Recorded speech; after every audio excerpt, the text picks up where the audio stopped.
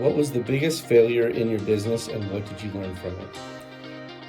What I would share, I wouldn't call it my biggest failure because I think every failure is a lesson. And so one of the biggest lessons that I am learning, and I think is so critical, I think, in everyone's success, whether it's you're a real estate agent, whatever career you're in, is always to make sure that you're in alignment with your purpose. And do you ensure that you act from the space that God has called you to act from? And so when I'm not in alignment with my highest truth and my highest self, I've noticed that my business doesn't flourish because I'm not acting from a space that's authentic and true to myself.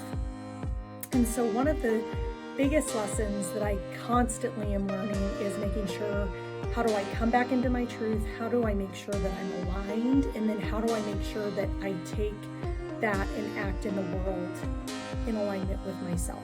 And when I do that, it's amazing what it draws back, whether that's a deal gets closed for a client on the second house that they find, whether it's a new client that comes in and the transaction goes super smoothly.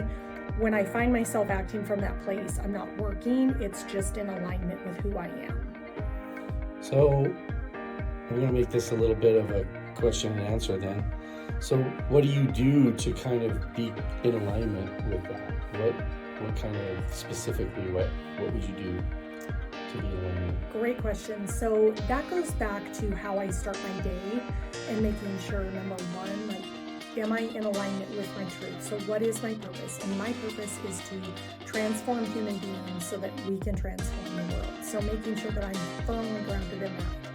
I always practice gratitude in the morning to be thankful for what I already have and what I'm already receiving. So thanking in advance the universe, God, source, divine, for what I have received.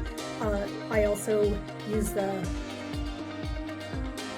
prayer. It's a Hawaiian prayer, a hope of, oh no, I probably just butchered that terribly, but it's about self-love and self-forgiveness and making sure that I'm always in alignment with the way that God wants me to act. And when I do that, it naturally attracts everybody into my life that's meant to be attracted into it. That's great.